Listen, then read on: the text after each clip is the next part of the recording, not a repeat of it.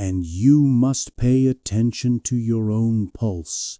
You genuinely need to comprehend. You could be searching for a high-fashion model, yet observe closely. The waitress attending your table might be the most attractive woman in the vicinity. You must maintain keen awareness and perceive the reality of the situation clearly. A cinematic icon managing 2 dissolved unions, 7 offspring from 3 different partners, profound sorrow concealed by court disputes, and an isolation that notoriety failed to remedy. These constituted the major tempests in Kevin Costner's existence. The glare of the spotlight offered no heat to his vacant home. Acclaim did not break the quiet, and the spirit of the individual who once provided global reassurance was still covered in wounds. Nonetheless, from those fractured fragments, Kevin constructed a cinematic domain of deep feeling. From The Bodyguard to Dances with Wolves, he operated less as a performer and more as a constructor of sentiments. He transformed isolation into artistry, agony into optimism, depicting narratives of affection, kinship, and bravery. Now 70, surrounded by prior tempests and enduring grief, he remains upright, dignified yet reserved, a breathing embodiment of endurance and a relentless will. If you have experienced a profound resonance with him via his portrayals or remarkable character, show support for Kevin, the figure who instructs humanity that triumph occasionally isn't notoriety, but the capacity to ascend during turmoil. And to grasp the origins of that resilience, a person must return to the inception, to a child delivered on unpaved roads within a modest household abundant with affection. He matured possessing perseverance, fortitude, and boundless resilience when confronting bereavement. Kevin Michael Costner arrived on a chilly dawn on January 18, 1955, in Linwood, California. He was the final born son of William Bill Costner and Sharon Ray, a patriarch who labored relentlessly through all weather, and a matriarch with a gentle spirit, her rough hands narrating tales of difficult seasons. Their modest house was permeated by the sense of grease, dirt, and subdued amusement. Kevin matured amidst unstable doorways and damaged barriers, which his father consistently mended with capable hands, and near supper tables where his mother sustained a welcoming atmosphere, even as fatigue bore down upon her. Yet within that comfort, grief was also palpable. 2 years prior to Kevin's birth, his intermediate sibling, Mark Douglas, survived for just 24 hours. That quiet bereavement imprinted itself upon every action of his mother and father. Bill grew more severe, resolute in shielding his surviving offspring from an environment he had ceased to have faith in, while Sharon enveloped her affection in looks and subtle deeds.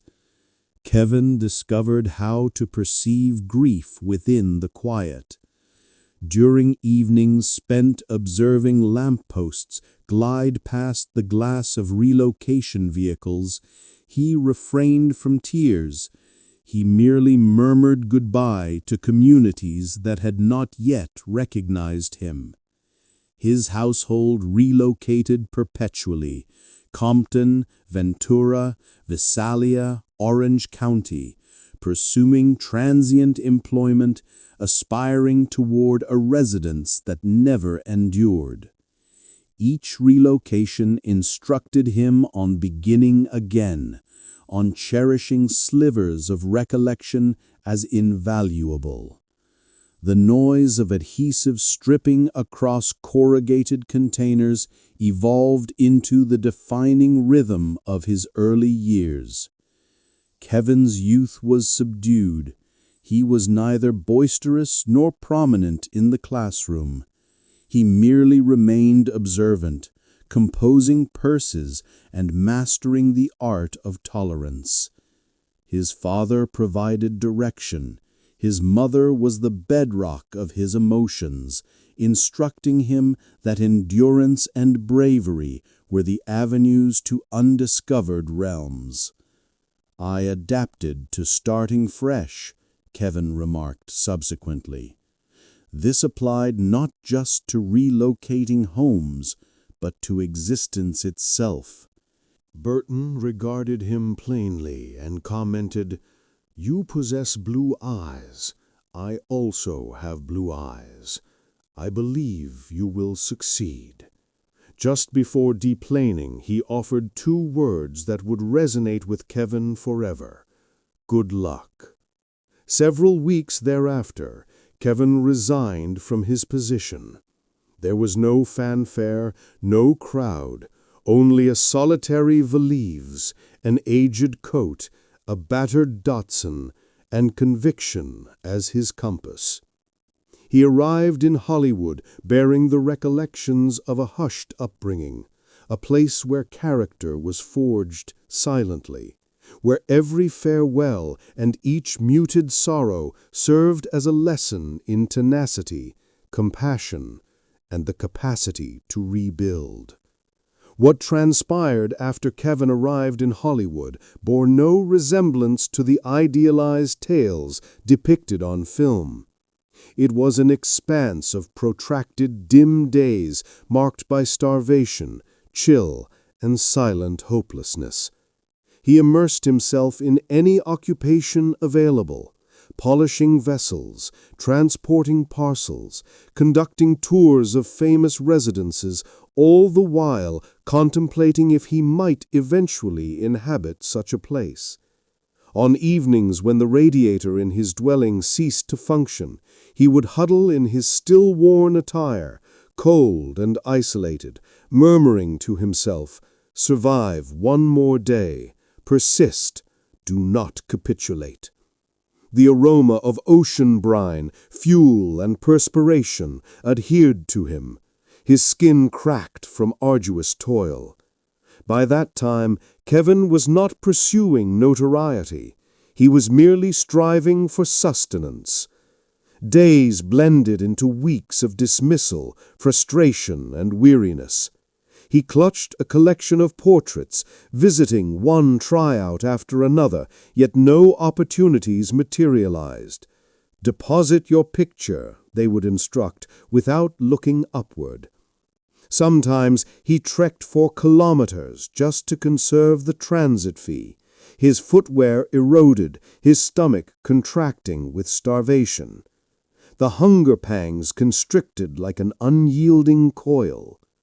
On frigid, damp evenings, he would remain in his vehicle outside a production lot, watching the stand-ins jesting beneath the illumination through the haze, while he stayed in the darkness, unseen, as though he were not present. Los Angeles held the promise of aspirations, but it proffered only quiet, frost, and isolation. Yet within that stillness, something resilient started to materialize, a quiet resolve that he would not go back defeated. Each rejection, every shut portal, merely fortified his determination. Then one midday, an acquaintance mentioned a minor coastal production. No compensation, no assurances, just an opportunity to be present.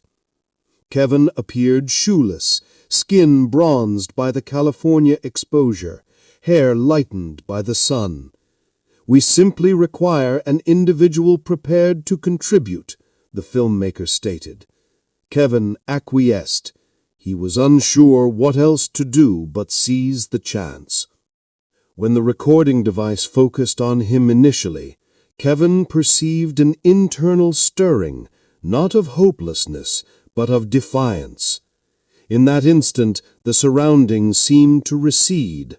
It was only him, the apparatus, and a silent pledge that he would never forsake the light again. His inaugural picture, Sizzle Beach, USA, was a harsh jest, low budget, awkward, distributed years later, far below hopes. "I wish I could acquire every print and incinerate them," Kevin later expressed. But the embarrassment was only part of it. The other element was the sensation of being overlooked, invisible in an industry he anticipated would welcome him. For 6 protracted years he auditioned tirelessly, apparently vanishing from all consideration. Casting agents never looked his way, portals slammed, and the brilliant aspiration started to dim. A part in The Big Chill appeared encouraging, but his entire performance was excised. At the debut, he sat isolated, his credit absent from the film. Impoverished, ignored, yet not vanquished. In late-evening acting workshops, he learned to transform silence into fortitude, rejection into patience. Aspirations do not unlock opportunities for you. They merely provide the strength to continue knocking. Then, in 1985, Lawrence Kasdan, the very person who had removed him from The Big Chill, contacted him for a part in Silverado. Kevin, at last, moved into the spotlight. When the cameras activated, the once ignored actor ignited the screen. The illumination, the lens, the acclaim, none of it resulted from chance. It was persistence. The former parcel carrier and boat cleaner, once observing from the margins, now occupied the focal point of every frame, every publication, every aspiration. When Silverado premiered, Kevin Costner's name finally commanded respect. He projected an aura that made viewers sense authenticity rather than a portrayal. 2 years thereafter, The Untouchables cemented his status as a symbol of American virtue, silent, valiant, resolute amidst turmoil. The movie earned over $100 million, yet its true worth was the esteem he garnered. With Bull Durham and Field of Dreams, he inscribed his identity into the core of American film, standing in a grain field, murmuring, "If you build it, he will come." Viewers felt he was addressing them personally, addressing anyone who had constructed something based on conviction and awaited a divine intervention. By 1990, Kevin was unsatisfied with merely performing. He desired to create films. Risking his personal finances, he established TIG Productions to produce Dances with Wolves, a 3-hour epic, partially in the Lakota language. Hollywood deemed it folly. Studios implored him to shorten the silent sequences, but he resisted. That quiet is where the truth is found. He needed the film to represent those muted by the past.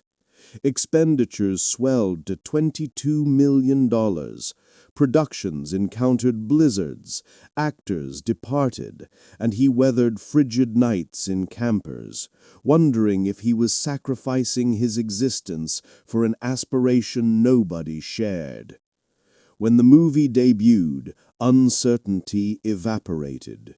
Dances with Wolves grossed $424 million, secured 7 Academy Awards, including Best Picture and Best Director, elevating the boy from Linwood into one of Hollywood's most influential figures.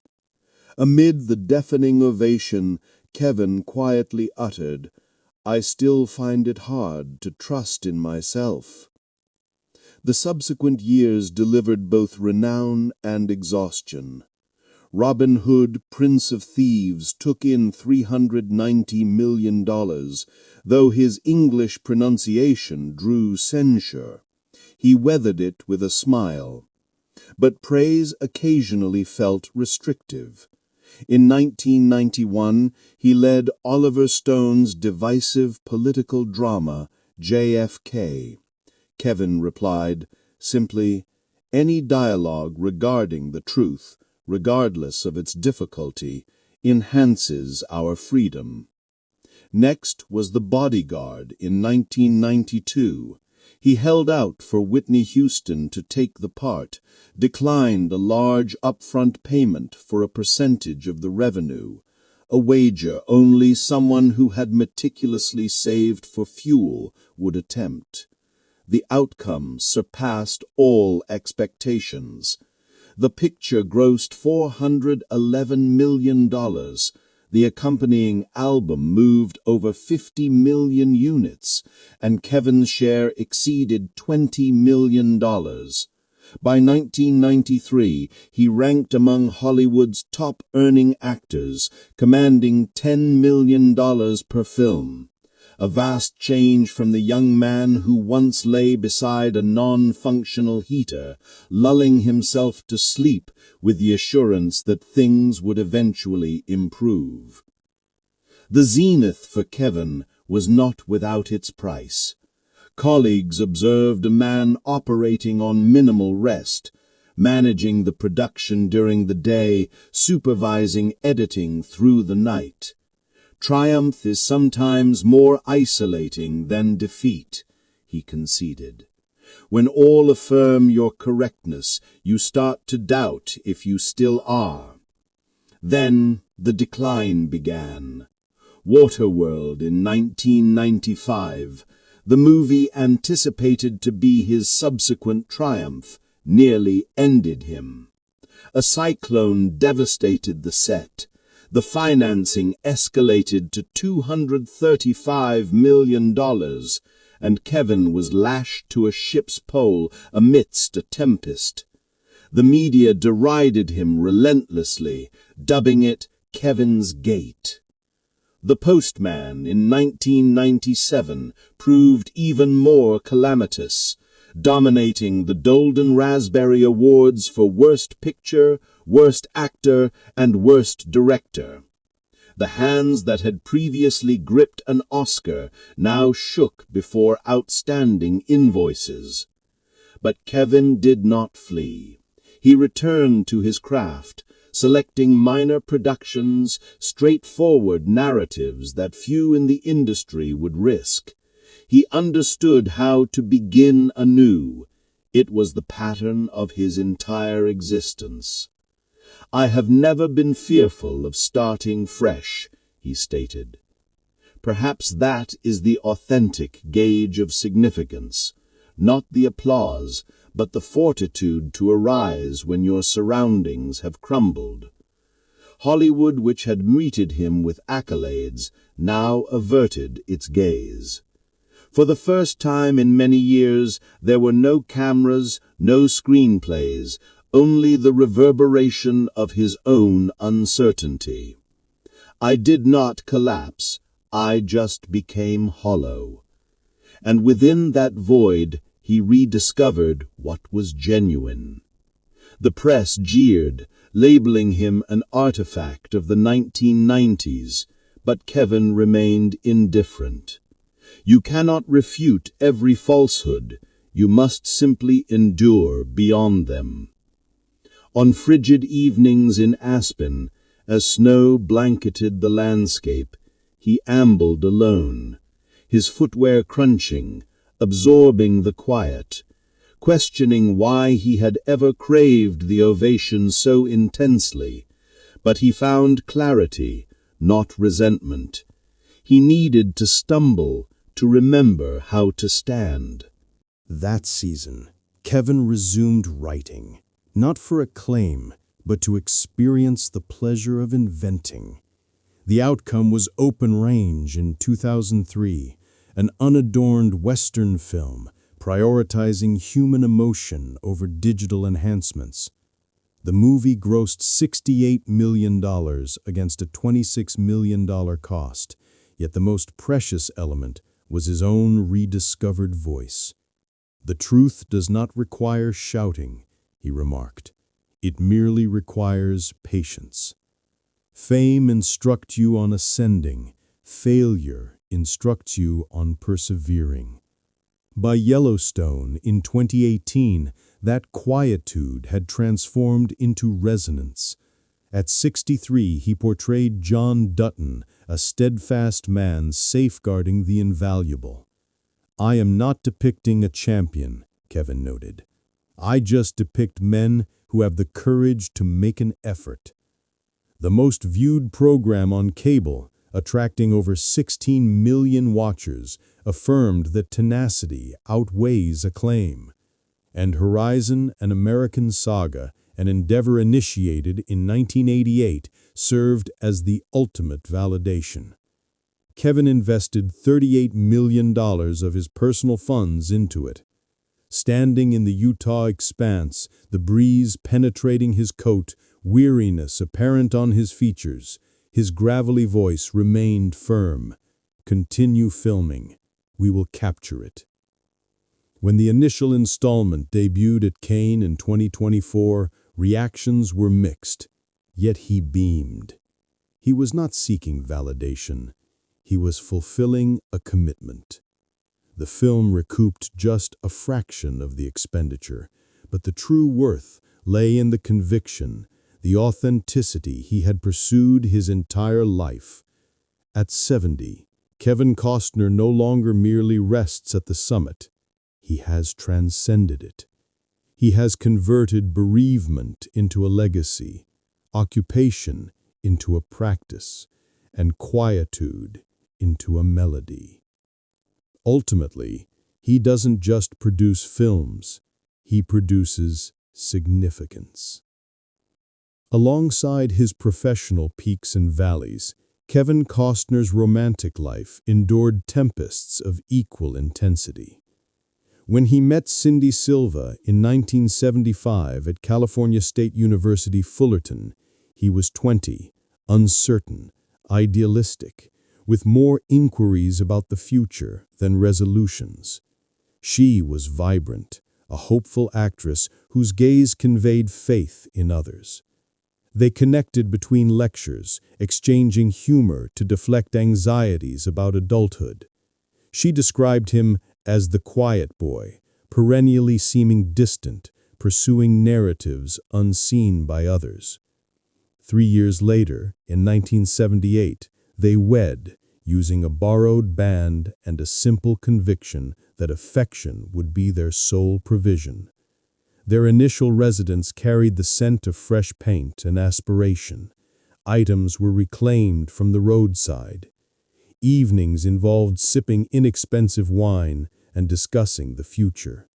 She managed extra shifts while he contended with the streets of LA, moving from one unsuccessful audition to another, only to return to her voice. Do not surrender. The man who pledged eternity recognized he had forgotten the way back. Success can be more isolating than failure, he admitted. Between flights and premieres, the concept of forever quietly expired. In 1994, following 16 years of marriage, they initiated divorce proceedings, stating irreconcilable differences. The preliminary discussions were harsh. Cindy's representatives sought nearly $160 million, a figure originating not from avarice, but from anguish and a sense of betrayal. After prolonged silence, They finalized a settlement near $80 million. No prenuptial contract existed, only reliance. Cindy retained the residence and custody. Kevin kept the production entity, alongside the weight of his renown. "I will only be able to see my children half the time," he stated, his voice fracturing in a still-remembered interview. The evening the documents were finalized, he organized containers marked family, movies, memories. Their final meal shared, no recriminations, no disputes, only weariness. Two hands instinctively reached for the identical cup, then hesitated, acknowledging the only remaining connection was routine. Outside, camera flashes ignited.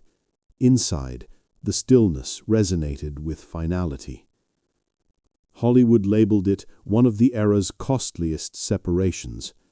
For them, it was the end of a life founded on affection. Cindy withdrew from public view. Kevin immersed himself in projects, trusting that activity could dull the ache. But every performance, every opening, felt like penance. He could restore his public image, but he could not reclaim the sound of his 3 children laughing together. Years later, when the spotlight dimmed, he visited the old Ventura house. The landscaping was gone, the paint chipped, yet the breeze still moved the drapes as it had when they were young. He stood at the entrance where she once awaited him, hearing the phantom of her amusement and the tiny footsteps running, now existing only in recollection. "Home," he murmured, "is not a location. It's a moment you cannot recapture." Within that quiet lay all the lessons purchased with silence. Love perishes not from rage, but from neglect. Fame is hollow if traded for the people who first supported you. True richness is the time shared with those you cherish. Kevin and Cindy selected decency amidst the debris. They shared parenting duties, appeared at graduations, quietly proud, observing the faces that reflected both their features. 2 years later, the quietude became a peculiar companion. Kevin worked relentlessly, but when the sets darkened, the sole sound he perceived was his own respiration echoing in the void. The man who once trusted in eternity navigated life cautiously, hesitant to interact with anything delicate. In 1996, Bridget Rooney emerged, a woman of subdued grace and sharp intellect, a scion of the Pittsburgh Steelers dynasty. They encountered one another at a fundraising event in Aspen, where merriment blended with the snow and effervescent champagne. She inquired if he retained his belief in joy. He managed to smile. "I still believe. I am just uncertain if I am worthy of it now." From that interaction, Liam Timothy Costner was born in 1996. Kevin accepted his obligations, establishing a financial trust, offering complete provision. The liaison was brief, concluding by 1998, yet it ended without acrimony. Liam represented a blessing enveloped in Kevin's quiet responsibility and dignity. After several years, Christine Baumgartner entered his sphere. They met in 1998, marrying in 2004 at his Dunnar Ranch in Aspen. 3 more children followed: Caden Wyatt, Hayes Logan, and Grace Avery. For the first time, Kevin was not required to portray the protagonist. He simply became the genuine article. They established a truly complete household: snowy winter days, sprints along the shoreline, film nights with snacks and bedding. But in the early 2020s, work once more encroached upon the time previously reserved for family. Yellowstone and Horizon kept him absent for extended periods. Christine initiated divorce proceedings in 2023, citing irreconcilable differences. The split occurred in the public eye, replete with figures and legal maneuvering. Yet what endured was a small but profound ache. 3 children now navigating between 2 residences, unspoken quiet. The divorce was officially settled in early 2024. The prenuptial contract was upheld, but so was the hurt. Kevin relinquished not only finances, but a portion of his heart. On location, he filmed Horizon as his own personal horizon dissolved. Years later, what remains are not legal documents, but snapshots. The father in the production trailer, hand shaking while gripping the script. The kitchen lamp lit in the vacant house. The suitcase dragging across the gravel drive. 3 children observing from the window. From that stillness, Kevin understood no one, regardless of their influence, evades the expense of love. Success cannot substitute for proximity. Certain losses impart lessons that triumphs never can. And when all resolves, the crucial element is not the quantity of people he impacted, but the depth of his presence in each life. Kevin Costner persists in shared parenting, attending academic functions, honoring his commitments with quiet yet significant gestures. True affection doesn't conclude with a legal signature. It transforms into duty, remembrance, and grace. Beyond the tempests of Hollywood, Kevin Costner bore a profound wound concerning his family. When the lights went out, when the applause faded, he realized the answer lay not in fame, but in a silent debt to his parents, Bill and Sharon, who had built the man he was long before Hollywood ever called his name. Bill and Sharon Costner were quiet people, not seeking the spotlight, only aiming to live decently. They raised Kevin and his brothers in small houses where the scent of laundry soap and honest labor mingled, where every paycheck laid on the kitchen table was worth more than any standing ovation. His father, Bill, dug ditches and fixed power lines, returning every night with dirt in his hair but faith in his hands. His mother, Sharon, listened to the pain of others as a social worker, then returned home to ensure the family never lacked gentleness. From them, Kevin learned 2 lifelong lessons. Labor is sacred, and kindness, however small, leaves an echo that transcends time. Yet there was one story he never got to tell in full, theirs. When his mother fell ill, he was far away, chasing the dream they had sacrificed for him. Hollywood roared, but her voice still cut through it all, soft and steady. "You're doing well. Just don't forget to rest." He promised, not knowing it was the last promise he would make to his mother. When the call came announcing her death, he was on set, the lights too bright, the noise too loud. He didn't get to hold her hand one last time, didn't hear the words his mother had kept just for her son. 2 years later, his father also passed away, like a heart that could not continue beating without its other half. Kevin received the news early in a hotel room, sitting alone, feeling shattered for the second time. "It's the curse of distance," he once said. "You keep chasing what you think will make them proud, and when you finally achieve it, they're no longer there." At the funeral, standing before the casket, he remembered the hands that had built every part of him. He never asked for recognition, Kevin whispered. He waited a full year for her to be ready, despite pressure from the studio and doubts about the interracial pairing. On set, Kevin became his role in real life, the bodyguard. He stayed close to her, reassuring, joking, encouraging her after every scene.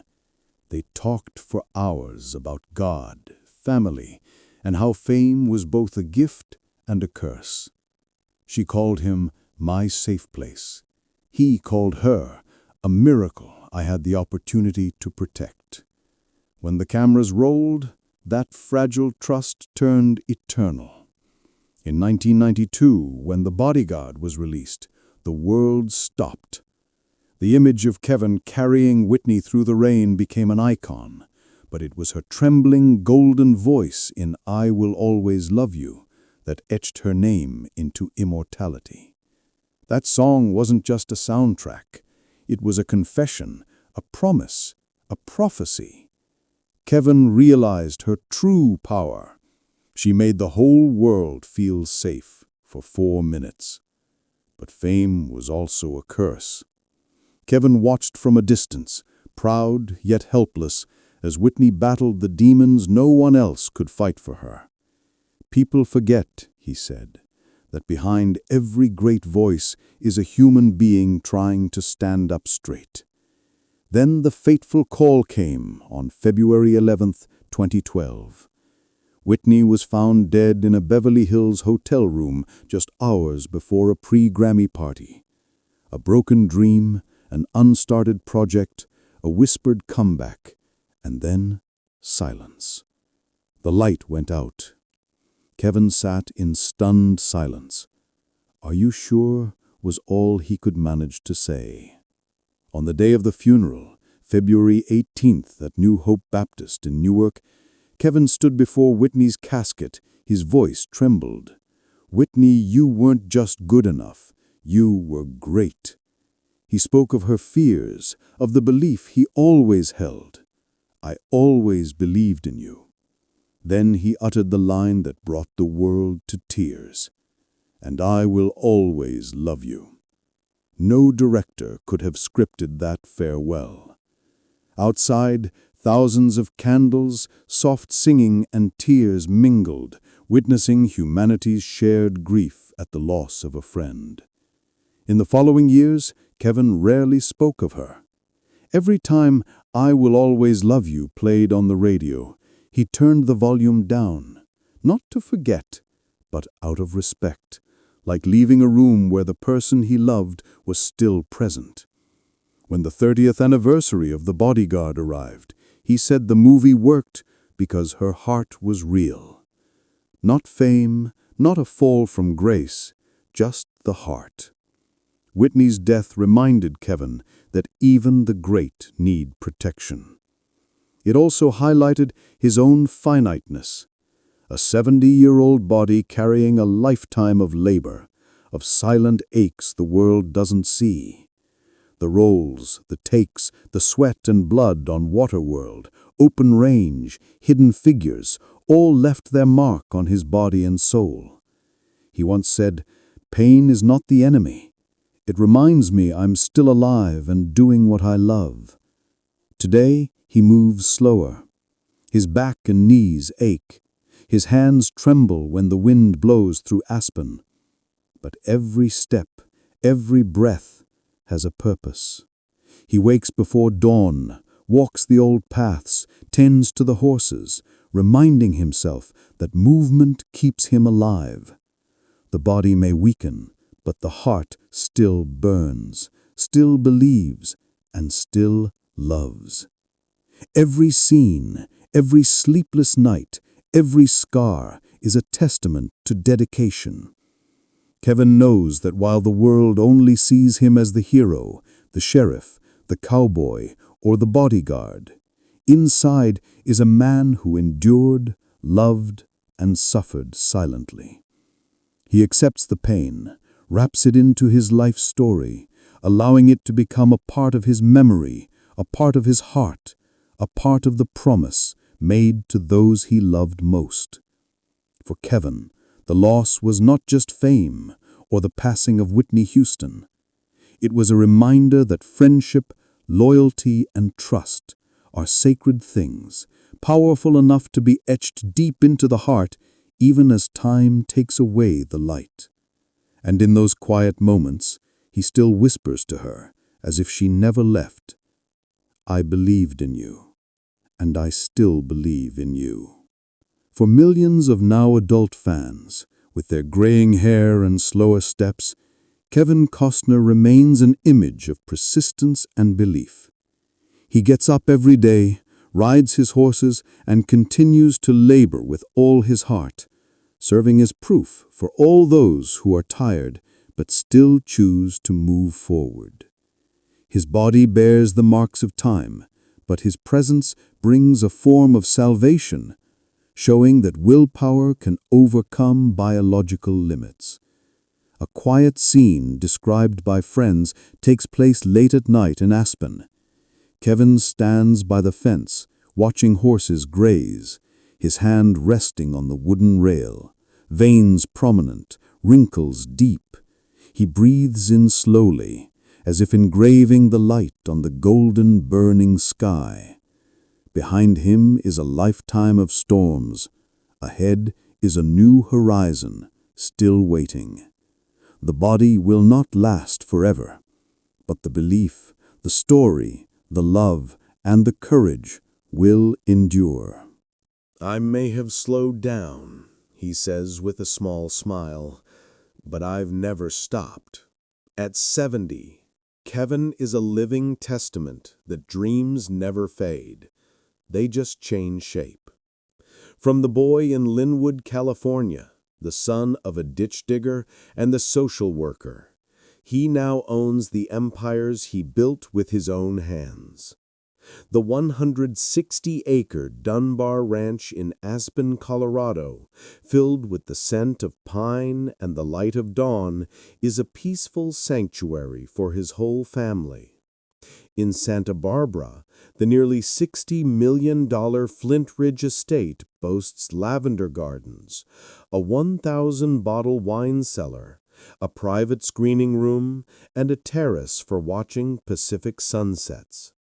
His collection of cars and boats, from a 1968 Shelby GT 350DH, a Land Rover Defender 90, and an Audi S8, to vintage wooden boats, are not just means of transport, but symbols of a life fully lived. However, Kevin's true legacy is not his assets or possessions, but the way he gives back. Millions of dollars to medical research, children, women, and humanitarian aid. Money is not success, it is just a tool for building, he says. Family is the center of his life.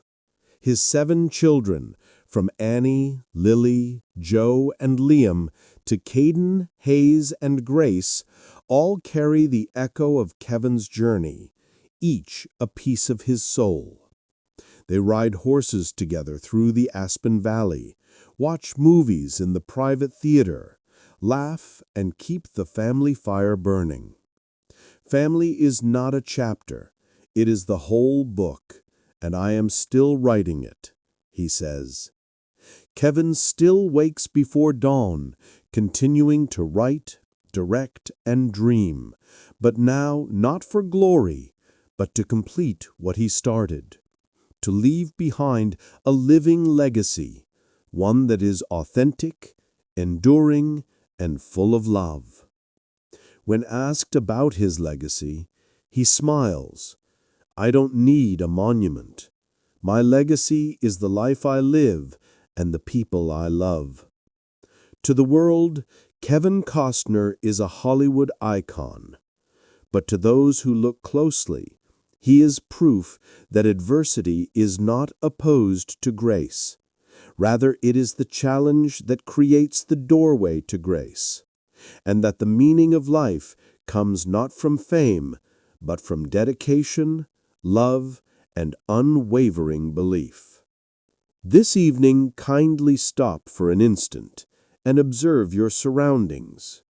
regardless if you are in a silent home, a vacant space, or within the later years of life. Kevin Costner's narrative retains the power to connect with you. It serves as a notification that existence is not finished for individuals who retain the courage to rise. One is never too late to heal, to forgive, or to start anew. Envision a young man in Lindwood, California, maturing surrounded by sealed containers and difficult times. From that origin, utilizing pure determination and endurance, he maneuvered through appearingly endless obstacles and constructed a personal universe. This includes expansive ranches in Aspen, Colorado, properties viewing the Pacific Ocean, driveways bordered by foliage and the brightness of sunrise. But his material goods and notoriety are not the things that characterize him. The essence of Kevin Costner is his method of living, his manner of giving, and his retention of belief in the most crucial things. His existence demonstrates that aspirations do not originate from ease, but from periods of perseverance, from the agonies that hardened him, and from an unwavering conviction. Every mark, every discomfort, and all the lines on his face are evidence that he got up and continued moving, even when society occasionally averted its gaze. And it was from those specific trials that he discovered how to offer love, assist his fellow humans, and turn difficulty into resilience. Remember that all things are capable of a fresh start. Similar to the youth from Lenwood long ago, every one of us can transform obstacles into advantages, suffering into insight, and aspirations into actuality. If this narrative resonates with your emotions, kindly offer a message of gratitude. It requires no elaborate or ornate language, just sincere thankfulness for the individual who experienced each moment completely, never capitulated, and continues to instruct us on advancing when circumstances become arduous. And regardless of your location this evening, I extend wishes for your wellness, tranquility, affection, and contentment. Remember that the true richness of an existence is not gauged by our acquisitions, but by our endurance, our contributions, and the affection we impart. Kevin Costner demonstrated this, a breathing monument to the power of perseverance.